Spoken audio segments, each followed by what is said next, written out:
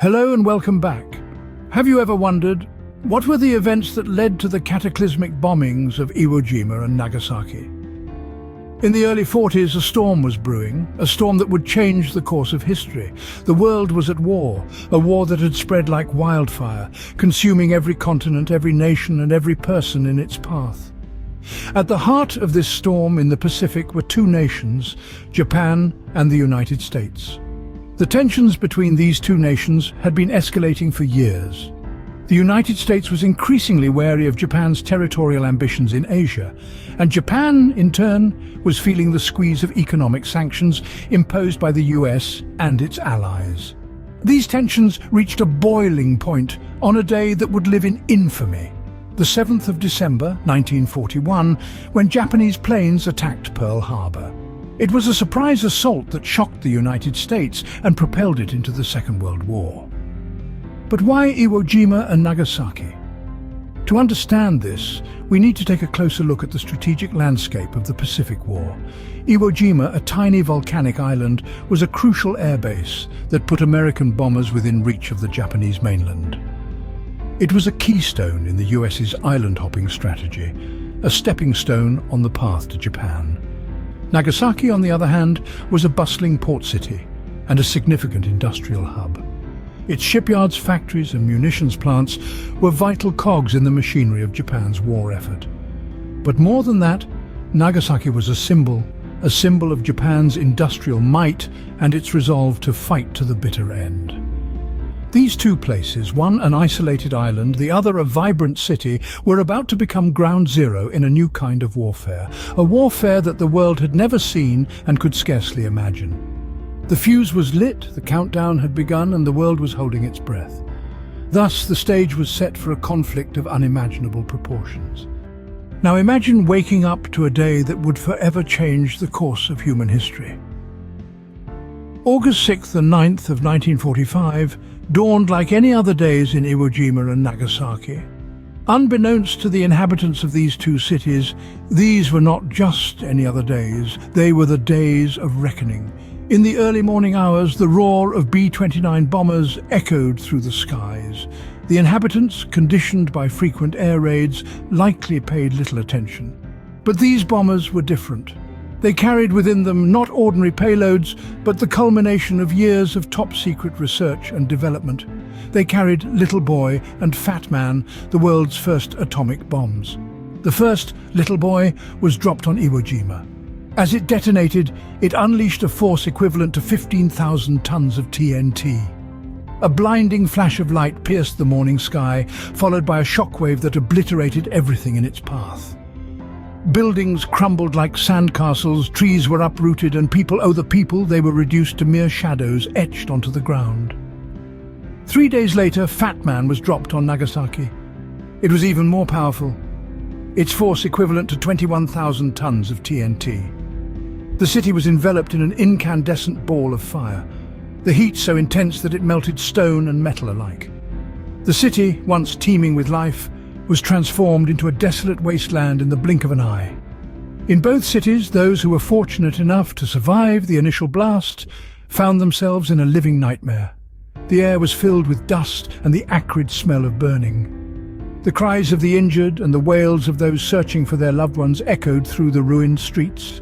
But amidst the chaos and devastation, there was also a haunting silence, a silence that spoke volumes about the sheer magnitude of the destruction. In an instant, two cities were reduced to rubble, and countless lives were changed forever. What happens when the dust settles and the world comes to terms with the devastating power of nuclear weaponry? The aftermath of the bombings of Iwo Jima and Nagasaki was a terrifying vision of a world forever changed. In the immediate wake of the bombings, the landscape was a stark testament to the sheer destructive force of these new weapons. Buildings were leveled, infrastructure was destroyed, and many lives were extinguished in an instant, but the toll did not end there. In the weeks and months that followed, countless more succumbed to the effects of radiation sickness, a grim testament to the lingering devastation wrought by the bombs. Hospitals, schools, homes, and entire neighborhoods were reduced to rubble, leaving survivors to navigate a foreign landscape tinged with the acrid scent of destruction. The human toll was unimaginable. Loved ones lost, families torn apart, and survivors grappling with the physical and emotional scars of the bombings. Yet amid the devastation, the horror of nuclear warfare brought about an end to World War II. The bombings precipitated the surrender of Japan, marking the conclusion of a conflict that had ravaged the globe for 6 long years. The world breathed a collective sigh of relief, even as it grappled with the unprecedented human cost of this new form of warfare. But the bombings of Iwo Jima and Nagasaki did not just mark the end of a war. They heralded the beginning of a new era, the nuclear age. Countries around the world were forced to reckon with the reality of this new weaponry, its potential for destruction, and the need for new rules of engagement. The bombings sparked a global arms race and reshaped the landscape of international politics and warfare. The nuclear age brought with it a newfound sense of vulnerability.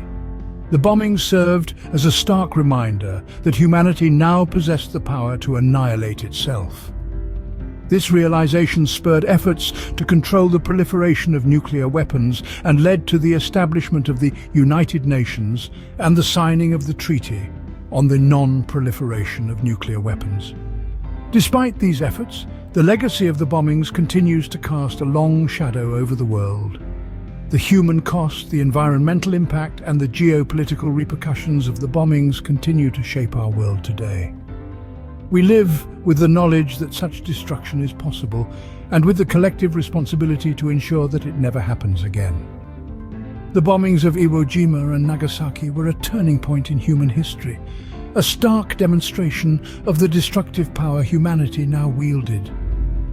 It was a moment that forced us to confront the reality of our own capacity for destruction and to grapple with the profound responsibility that came with it. The bombings marked not just the end of a war, but the beginning of a new era.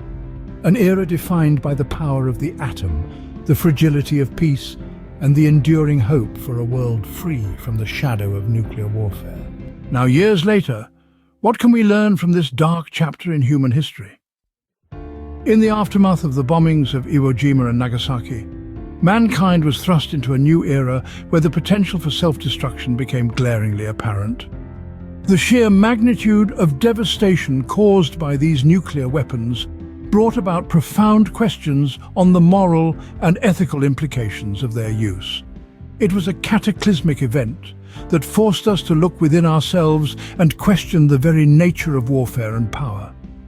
The bombings reminded us of the paradox of progress, where the same scientific advancements that can propel us forward can also be used to wreak unimaginable havoc. The lessons learned from this somber period in our history are more relevant today than ever before. In an increasingly interconnected world, where nations possess the capability to cause destruction on a massive scale, these lessons serve as a sobering reminder of the dire consequences of escalating conflicts. But amidst these reflections, there is also a glimmer of hope. The bombings sparked a global movement towards nuclear disarmament and peace. Countries around the world have come together in a shared commitment to prevent such a tragedy from happening again. International treaties have been signed, nuclear arsenals have been reduced, and diplomatic dialogues have been prioritized over military action. These ongoing efforts are a testament to our ability to learn from our past mistakes and strive for a better future. They remind us that even in the face of such devastating power, mankind has the capacity for compassion, cooperation, and change. Yet our work is far from over. The threat of nuclear warfare still looms, and the struggle for peace continues. It's a constant reminder that we must be vigilant, that we must strive for diplomacy over aggression, and that we must never forget the lessons of our past. History not only teaches us where we come from, but also guides us to where we should head. In the end, what is the legacy of Iwo Jima and Nagasaki? We have journeyed together through the harrowing story of the bombings that forever altered the course of human history. The sheer magnitude of destruction and loss of life at Iwo Jima and Nagasaki is a stark reminder of the devastating potential of human conflict.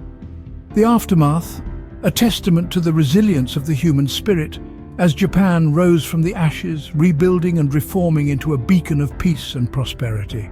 Yet the scars remain, not just in the physical landscape, but in the collective psyche of the world. They serve as poignant reminders of the importance of dialogue, understanding and diplomacy over conflict. It is essential that we remember these events, learn from them, and strive to prevent their recurrence. As we remember Iwo Jima and Nagasaki, let us strive for a future where such destruction is relegated to the pages of history. Thank you for watching. See you again next time.